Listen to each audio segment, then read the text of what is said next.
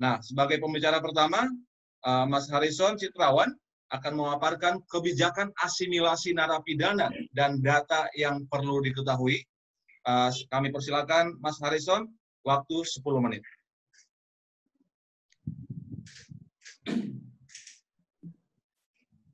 Oke, baik. Terima kasih Bang Manalulu selaku moderator. Yang terhormat Ibu Utami, Ibu Kabalitbang. Terima kasih banyak Ibu karena sudah ini merupakan terobosan tadi disampaikan oleh Bang Manalu. Ini merupakan sebuah terobosan dari sisi Badan Litbang karena dibentuknya satu forum yang rutin yang mudah-mudahan bisa menjadi tempat produksi pengetahuan yang baru gitu dalam konteks bukan hanya untuk ilmu pengetahuan tapi juga untuk perbaikan kebijakan kita ke depannya. Yang terhormat Pak Dirjen Pemasyarakatan, guru saya Pak Yunaidi, gurunya guru saya Pak Dindin, Pak Ikra, dan juga Pak Leo, dan Ibu Bapak peserta diskusi pada pagi hari ini. Pertama-tama izinkan saya untuk sebenarnya saya ingin membingkai konteks sebenarnya karena kalau dari sisi data faktual sampai dengan per hari ini tentunya Pak Yunaidi mungkin nanti dan juga Pak Syarpani nanti yang akan menyampaikan bagaimana data secara teknis, data faktual yang ada sampai dengan saat ini. Jadi dari perspektif peneliti saya ingin sebenarnya mengungkapkan beberapa poin-poin penting yang kalau orang bilang peneliti selalu cari masalah gitu.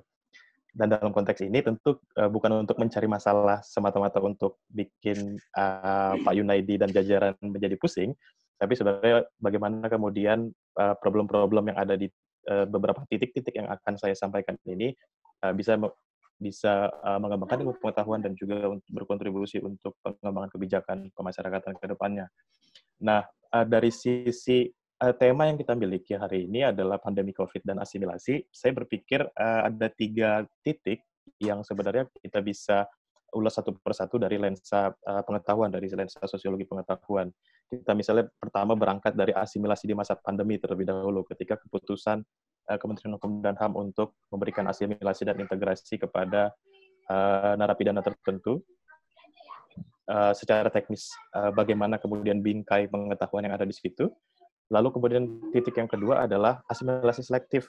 Bahasa saya sendiri ini asimilasi selektif dalam pengertian diskursusnya berubah, bergeser ke arah apakah kemudian asimilasi juga diberikan kepada narapidana dengan tindak pidana tertentu. Dan yang terakhir, yang ketiga, diskursusnya ada berkembang lagi menjadi lebih makro, yakni terkait dengan pengulangan kejahatan yang dilakukan oleh narapidana yang melakukan asimilasi. Nah, 3 hal ini sebenarnya dari sisi sosiologi pengetahuan saling berkaitan satu dengan yang lain, dan esensinya adalah di masing-masing titik ini bagaimana kemudian pengetahuan itu sebenarnya dikonstruksikan oleh lingkungan sosial yang ada, mulai dari level teknis di UPT, level institusi, bagaimana kemudian Kementerian Hukum dan HAM dan juga kalau misalnya kita katakan di sini panel entrepreneur atau pihak-pihak yang berkontribusi terhadap sistem peradilan pidana, sampai kepada level makro, yakni sosiokultural masyarakat dalam melihat kejahatan. Nah, izinkan saya untuk berangkat dulu dari yang pertama, dari sisi mikronya, dari sisi bagaimana kemudian pengetahuan itu diletakkan dalam konteks tertentu di masa pandemi ini. Tentunya diskursus yang coba diungkapkan oleh Kementerian Hukum dan HAM, CQ Direktorat Jenderal Pemasyarakatan adalah problematika kerentanan atau people at risk yang ada di pemasyarakatan. Hal ini sebenarnya bukan hanya dari Kementerian Hukum dan HAM atau pelaksana tugas pemasyarakatan di Indonesia saja, karena ini juga menjadi concern bahkan di level internasional sampai dengan WHO, bahwa kerentanan dalam konteks pemasyarakatan di Indonesia, kita tentu bicara tentang tingkat okupansi, itu sudah mungkin pengetahuan umum. Selain itu dari sisi tenaga kesehatan dan perangkat yang mungkin tidak bisa memenuhi kalau terjadi misalnya penyebaran dan penularan di dalam lapas. Dan yang ketiga adalah ketika bicara tentang kemungkinan atau potensi terjadinya penularan penyebaran di dalam lapas, maka saya mengutip bagaimana guideline WHO sebenarnya dalam konteks ini adalah ketika terjadi ketika potensi itu terjadi penyebaran dan penularan di dalam lapas dan kemudian harus dibawa keluar, maka itu akan berdampak signifikan terhadap infrastruktur kesehatan yang ada di masyarakat publik, masyarakat di luar penjara. Dan itu salah satu concern yang juga disampaikan oleh WHO. Nah, jadi konteks-konteks yang seperti ini sebenarnya yang membentuk bagaimana makna kerentanan atau people at risk di dalam lapas, sehingga secara objektif kita bisa katakan bahwa kebijakan untuk memberikan asimilasi maupun reintegrasi kepada narapidana tertentu menjadi bisa dibenarkan secara objektif, dan itu juga bukan menjadi praktik di Indonesia saja, tapi juga ada guideline secara internasional. Kalau kita bisa rujuk bukan hanya WHO tapi juga organisasi internasional seperti European Union juga memberikan guideline tertentu, dan salah satu guide-nya, rekomendasinya adalah bagaimana kemudian pelaksana penjara bisa memberikan asimilasi ataupun pembebasan bersyarat kepada narapidana guna memastikan adanya physical distancing di dalam lapas. Dan yang tidak kalah penting sebenarnya dalam konteks mikrososial yang ada di UPT, adanya potensi untuk terjadinya gangguan kamtip. Karena bahkan di luar penjara saja kita merasa satu dengan yang lain, merasa ada rasa ketakutan gitu. Bagaimana dengan kondisi di dalam? Bahwa dari studi-studi yang ada tentang kekerasan di dalam penjara, bahkan permasalahan kecil pun itu bisa menjadi problem yang besar dan berujung pada kekerasan dalam penjara, apalagi di tengah kondisi saat ini yang ketika masyarakat merasa tidak aman akan potensi tertular atau tersebar virus COVID-19 ini. Jadi dalam konteks mikro ini tentu kita juga tidak bisa melepaskan bahwa konteks kerentanan ini sebenarnya didukung oleh yang pertama, bagaimana kemudian integrasi nilai hak asasi manusia yang sudah mulai diterapkan di tataran mikro di UPT. Dan yang kedua adalah sebenarnya kita juga tidak bisa melepaskan dari upaya progresif Kementerian Hukum dan HAM untuk dalam rangka profesionalisasi penelitian kemasyarakatan melalui PK di Bapas. Saya pikir dua nilai ini yang membentuk yang menjustifikasi kemudian langkah asimilasi yang dilakukan oleh Direktorat Jenderal Pemasyarakatan dalam rangka penanganan COVID-19 ini.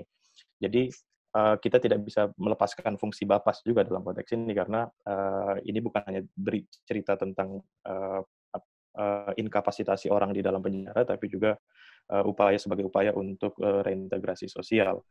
Nah, kita tinggalkan yang level mikro, kita sebenarnya masuk ke area yang di mana diskursusnya berkembang bagaimana dengan asimilasi yang ada yang diberikan secara selektif kepada napi-napi yang mengecualikan tindak pidana di PP 99 misalnya.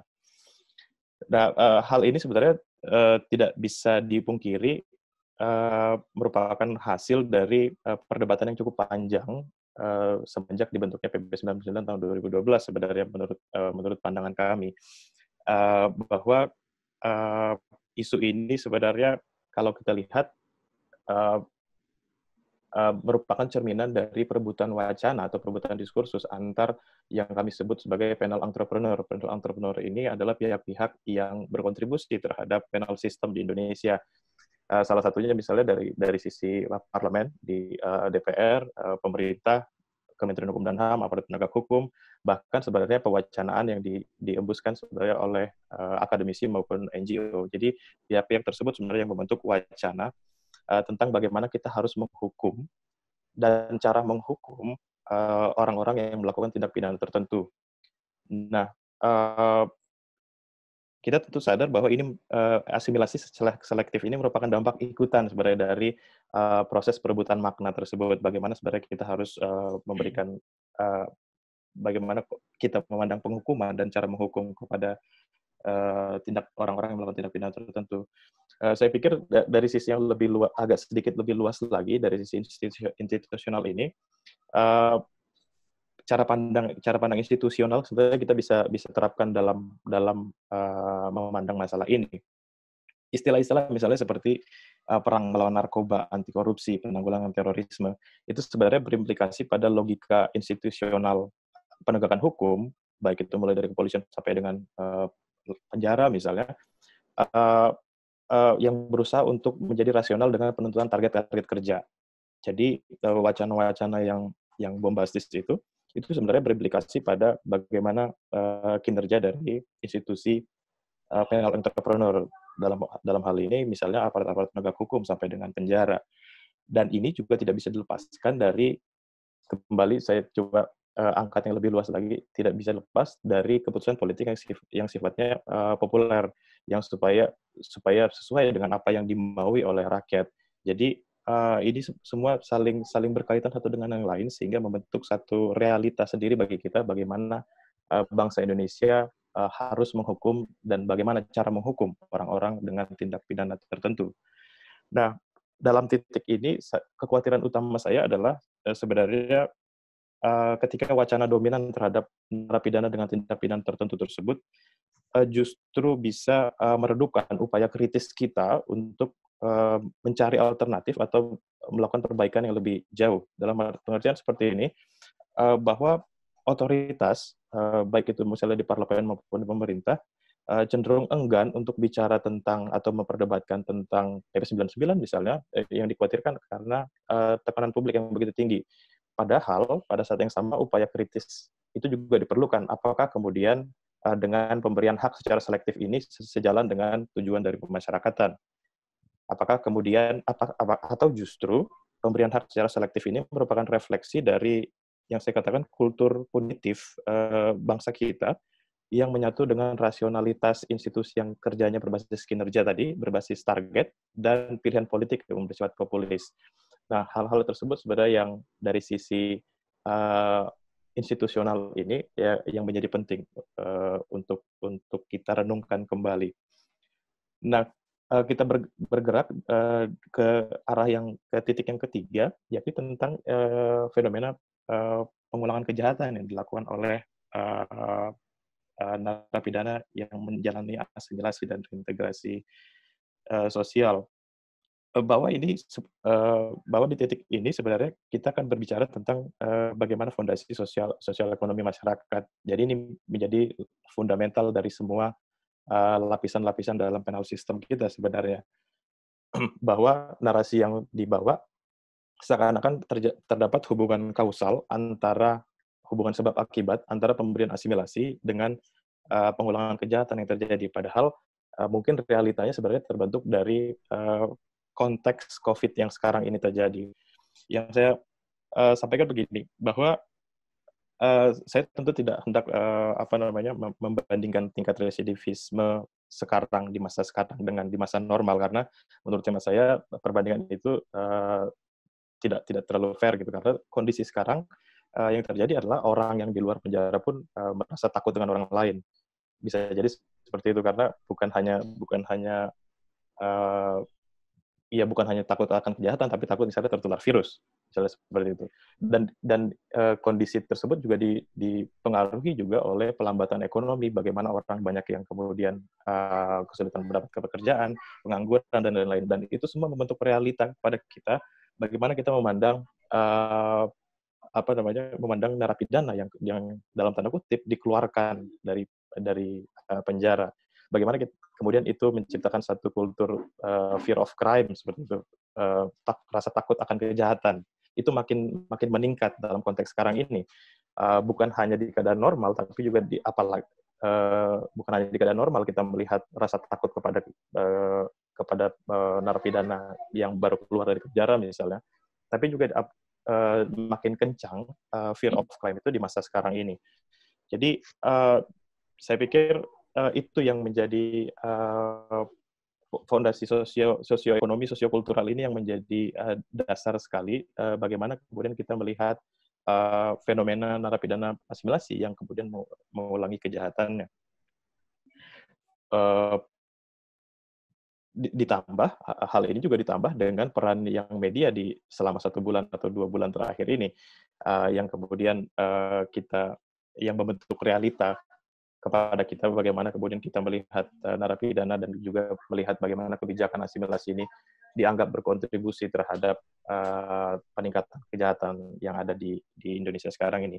Nah, jadi Ibu Bapak, jadi 3 hal ini sebenarnya yang kemudian berrelasi satu dengan yang lain, kalau dalam konteks konstruktivis ini saling berkaitan satu dengan yang lain, sehingga kalau kita yang saya pribadi penasaran adalah kalau banyak di koran kita dikatakan bahwa masa sekarang ini adalah masa new normal. Nah, yang jadi penasaran saya adalah new normalnya pemasyarakatan setelah pandemi ini seperti apa. Saya pikir begitu, Pak Manalo.